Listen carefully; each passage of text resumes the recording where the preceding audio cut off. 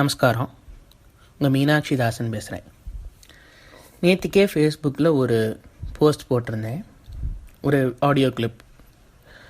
அதாவது ஆலயம் அறிவோம் அப்படிங்கிற ஒரு தலைப்பில் டெய்லி ஒரு கோவிலை பற்றி, அதாவது டெய்லி ஒரு கோவில்னால் ஒரு கோவிலை ஆரம்பித்து அது எத்தனை நாளைக்கு போகிறதோ அந்த கோவிலோட ஸ்தல புராணம், அதோட பெருமைகள், அதோடைய ஆர்கிடெக்சர் மார்வல்ஸ்ன்னு சொல்லப்படுற கட்டடக்கலை வியப்புகள், அதுக்கப்புறம் அங்கே நடக்கிற திருவிழாக்கள், அங்கே இருக்க தெய்வங்களை பற்றி, அது எல்லாத்தையும் பற்றி பேசுகிறதுக்காக நேற்றுக்கே ஒரு இன்ட்ரடக்ஷன், முன்னுரை மாதிரி கொடுத்துருந்தேன்.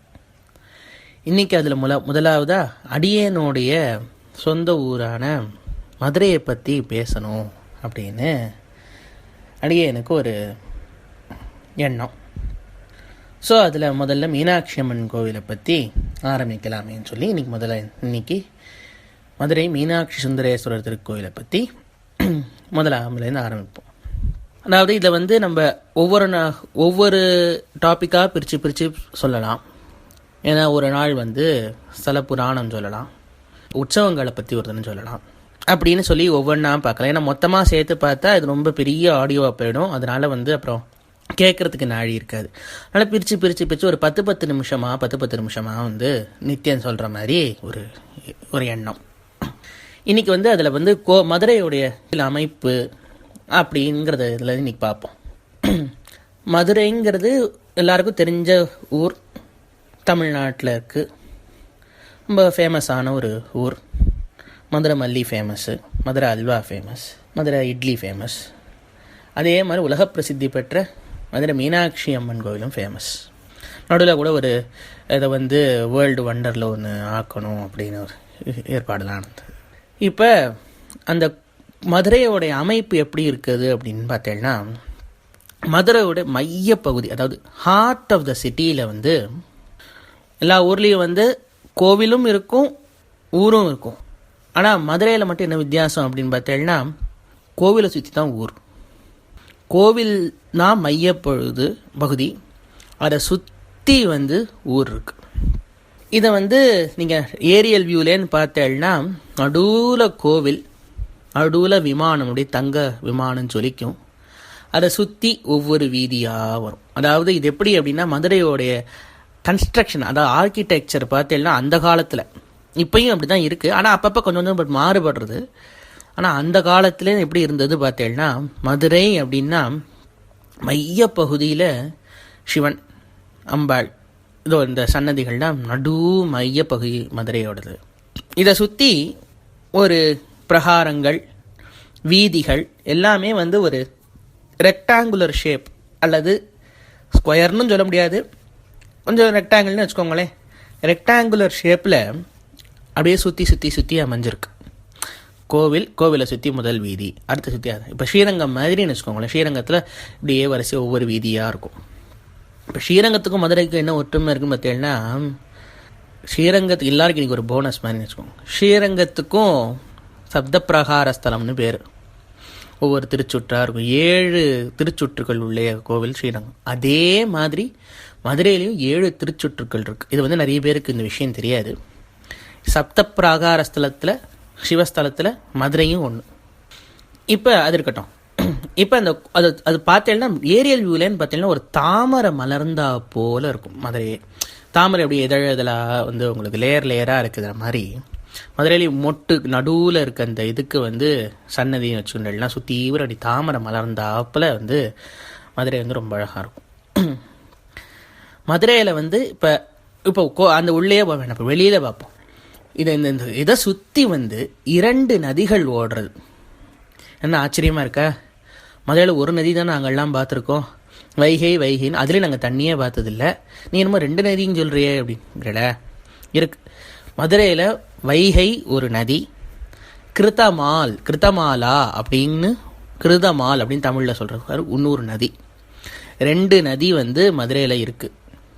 இப்போ வைகையிலே தண்ணி ஓடுறதில்ல, கிருதமால் நதியும் இது ரெண்டுமே மதுரையை சுற்றி ஓடுற மாதிரி தான் அமைப்பு. இதில் என்ன அப்படின்னா, வைகையை வந்து இப்போ கொஞ்சம் அப்படியே கொஞ்சம் சுருக்கின்றே வரும். அது வந்து நகர வளர்ச்சினால அது வைகை சிறுத்துண்டே வருது.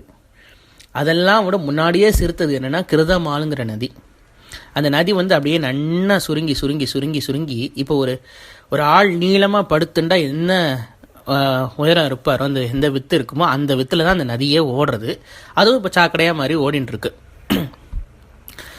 அதுதான். ஆனால் ஒரு போர்டு மட்டும் இருக்கும், கிருதமால் நதி அப்படின்னு ஒரு இது இருக்கும். கிருதமால் திட்டம் அப்படின்னு சில விஷயங்கள்லாம் இருக்குது.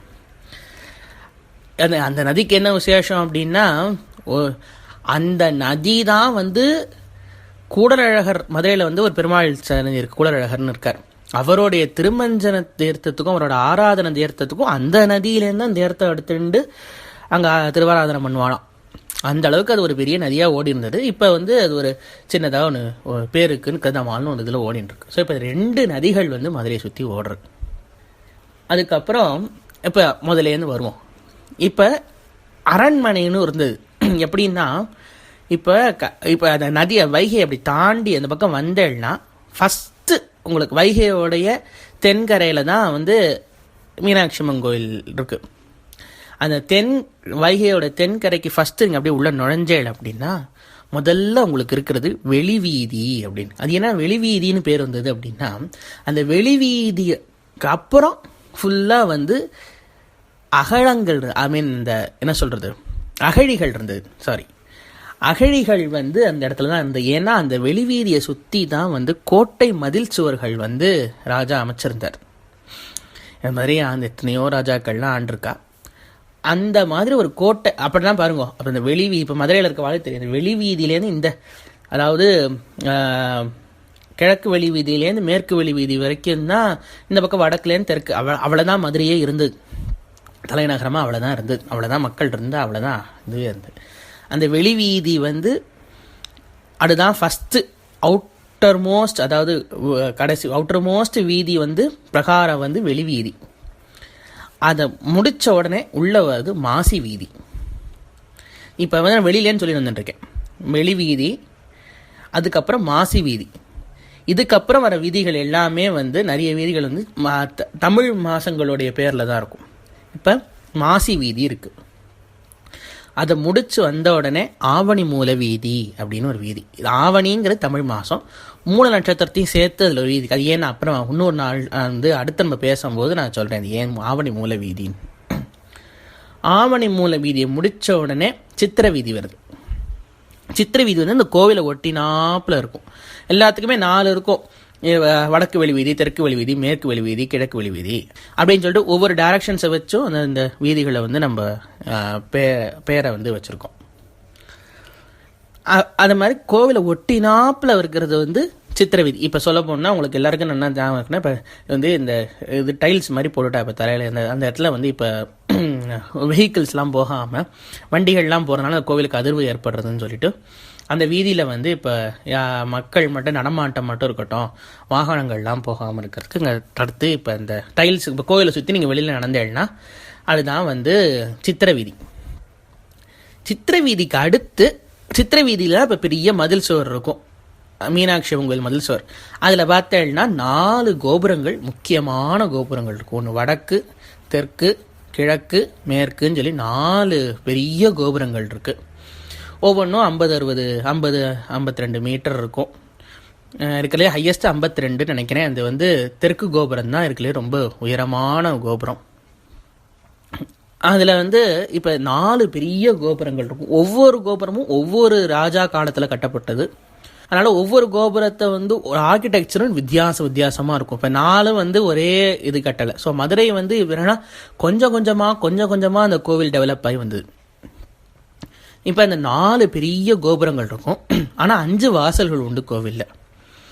என்னன்னு பார்த்தேன்னா, இப்போ கிழக்கு கோபுரம் தான் ராஜகோபுரம்னு பேர். அதில் வந்து ரொம்ப சிற்பங்கள் கிடையாது, ஆனால் நல்ல பெரிய கோபுரம், ஆனால் ராஜகோபுரம்னு பேர். அந்த ராஜகோபுரத்துக்கு பேரலாக பக்கத்திலேயே வந்து அம்பாள் சன்னதி, அம்மன் சன்னதின்னு ரொம்ப பிரசித்தமான ஒரு சன்னதி. அது வழியாக தான் வந்து எல்லா நிறைய ஜனங்கள் உள்ளே போவா. ஆனால் மற்ற கோபுரங்களே எல்லாரும் யூஸ் பண்ணிட்டு தான் இருக்கா. அந்த அம்மன் சன்னதி இந்த கிழக்கு பக்கத்தில் ஒரு அடிஷ்னல் நுழைவாயில் அம்மன் சன்னதின்னு இருக்கும். இப்போ கோவிலில் சொல்கிற ஆகமம் வந்து காமிக்க ஆகமம். அதனால அந்த ஆகமப்படி வந்து சிவன் சன்னதிக்கு சிவனுக்கு நிகராக அம்பாளுக்கு வந்து அங்கே கோபுரம் கிடையாது. அதனால என்னென்னா கொஞ்சம் உள்ள தள்ளி சித்திர கோபுரம் அப்படின்னு சொல்லிட்டு ரொம்ப அழகான ஒரு நிறைய சிற்பங்களுடைய ஒரு கோபுரம் வந்து அங்கே கட்டியிருக்கா.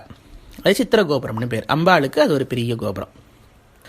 இந்த இந்த இந்த 4 கோபுரங்கள் இந்த இதுவும் தாண்டி அந்த மதில் சுவரையும் உள்ளே தாண்டி போனேன்னா ஆடி வீதி வரும். அதுதான் வந்து ஆடி உற்சவம் போது அதெல்லாம் வந்து அந்த வீதி ரொம்ப விசேஷம். அங்கே நிறைய ஆஃபீஸ் ரூம் அதெல்லாம் இருக்குது. ஆடி வீதி இருக்கும். ஆடி வீதியை தாண்டி இது வந்து கோவில் அந்த மதில் சுவருக்குள்ளே, அதையும் தாண்டி உள்ளே போனேன்னா கோவில் வந்துடும். அந்த கோவிலுக்குள்ளே பார்த்தேன்னா இப்போ எவ்வளோ ஆச்சு? வெளி வீதி 1, மாசி வீதி 2, ஆவணி மூல வீதி 3, சித்திர வீதி 4, ஆடி வீதி 5 ஆச்சா? இதுக்கப்புறம் சுவாமி சன்னதி 2ஆம் பிரகாரம் வந்துடும். இப்போ உள்ள நுழைஞ்சோடனே இப்போ நான் இப்போ கோயிலுக்கு போன வழக்கு இப்போ நந்தி மண்டபத்தில் நந்தி எங்கே இருக்குது, துவஜஸ்தம்பம் எங்கே இருக்கோ அங்கேருந்து ஆரம்பித்து சுவாமி சன்னதி 2ஆம் பிரகாரம் ஆகிடும். அது ஒன்று சேர்த்தா 6. கடைசியில் உள் பிரகாரம் ஒன்று இருக்குது. சுவாமி சன்னதி முதல் பிரகாரம் இருக்கும். அது ஒன்று சேர்த்தா 7. இந்த 7 சேர்ந்து தான் சப்த பிரகார ஸ்தலமாக வந்து இந்த சருவில் சோமசுந்தரேஸ்வரான சிவன். அம்பாளுக்கு ஒரு தனி பிரகாரம் இருக்குது, அதை நான் சொல்லலை. அது வந்து இப்போ சிவனுக்கு இருக்கிற மாதிரி பேரலான அம்பாளுக்கு இருக்குது. அதை வந்து நம்ம வரிசை இதில் சேர்க்க முடியாது. அதனால் வந்து இப்போ இந்த ஆடி வீதி வரைக்கும் நீங்கள் அம்பாளும் சிவனும் சேர்ந்து சுற்றுவேள். அதை தாண்டி மீதி 2 பிரகாரம் சிவனை மட்டும் சுற்றுவேள். ஸோ இந்த கடைசி வெளி வீதியிலேன்னு ஆரம்பித்து உள்ளே இருக்க பிரகாரம் வரைக்கும் சப்த பிரகார ஸ்தலங்கள்னு ரொம்ப விசேஷமாக இருக்குது. இதோட இன்றைக்கி பேசி நிப்பாட்டிக்கிறேன். மீதியை நாளைக்கு சொல்லுங்கள்.